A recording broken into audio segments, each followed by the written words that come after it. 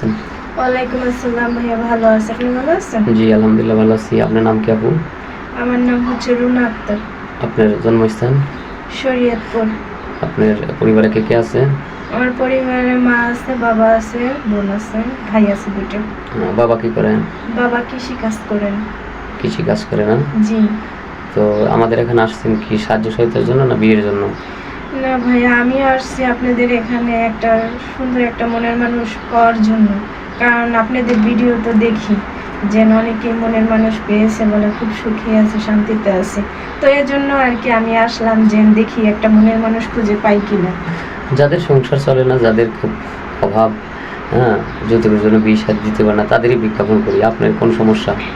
জি ভাইয়া, আমার তো সমস্যা আছে দেখে তো আপনাদের এখানে আসা হয়েছে। আমার বাবা তো কৃষি কাজ করে, আর কৃষি কাজে তো অনেক অনেক টাকা পয়সা কামাই করে। ভাইয়া শুনেন, বাবা কৃষি কাজ করেন, যদি অনেক টাকা পয়সা কামাই করতো তাহলে আপনাদের এখানে আসতাম না। আর একটা ডিফুজি মেয়েদের বাবা মারা সহজে দায়িত্ব নিতে চায় না, কারণ ডিফুজি মেয়েরা বাপের বোঝা হয়ে দাঁড়ায়, ঠিক আছে?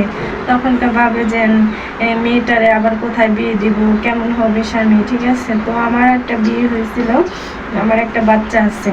তো এই জন্য ভাবলাম যে হয়তো বাবা মার বোঝা হয়ে দাঁড়ানো আমারও ঠিক না।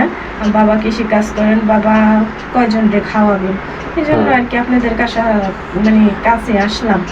যে আপনার বাবা কি নিজের জমি জমা চাষ করে না বর্গানি চাষ করে? না, নিজের জায়গা জমি কিছুটা আছে, আর যা আছে মানুষের বর্গানি আর কি কাজকর্ম করে। বর্গানি চাষ করে আর কি। জি জি, বুঝতে পারছি, মানে জমি জমা খুবই কম। হ্যাঁ হ্যাঁ। ছোট বোন আছে না? হ্যাঁ, বোন সবারই বিয়ে হয়ে গেছে, ঠিক আছে, এখন আর কেউ নেই। আর ছোট একটা ভাই আছে। ও কি করে? ও আর কি টেলার্সের কাজ করে। ছোট ভাই টেলার্সের কাজ করে। জি। সবাই মোটামুটি জীবন চালানোর জন্য, যে কোনো একটা জীবিকা নির্বাহের জন্য যে কোনো কর্ম নিয়ে আসছে। সমস্যা শুধু আপনারই, আপনার ডিভোর্সি। হয়তো ভালো একটা পাত্র চাচ্ছেন।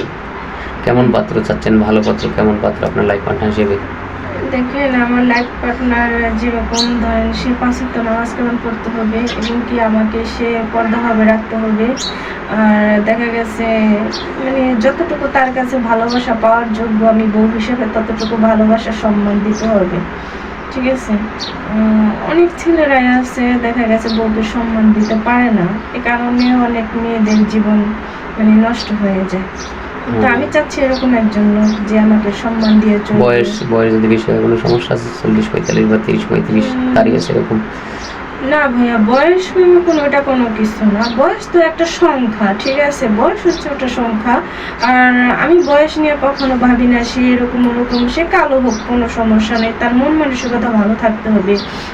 আমার হাজবেন্ড যদি ভালো থাকে, আমি তার কাছে যাই, যদি একটু সুখ শান্তি পাই, ঠিক আছে, তাহলে এতেই আমি খুশি। ধন্যবাদ। আর স্কিপ বাড়াবো না। সুপ্রিয় দর্শক, মেয়েটার কথা শুনলেন। পার্সোনাল ফোন নাম্বার আছে? জি না ভাইয়া, দেখেন আমি সত্যি কথা বলতে কি, যে আমি বাড়ি থেকে রাগারাগি করে চলে আসছে, তো এর জন্য আর কি আমার ফোনটা নাই। তো সুপ্রিয় দর্শক, মেয়েটার কোনো পার্সোনাল ফোন নাম্বার নাই। কেউ যোগাযোগ করতে চাইলে আমাদের সাথে যোগাযোগ করবেন। আল্লাহ হাফিজ।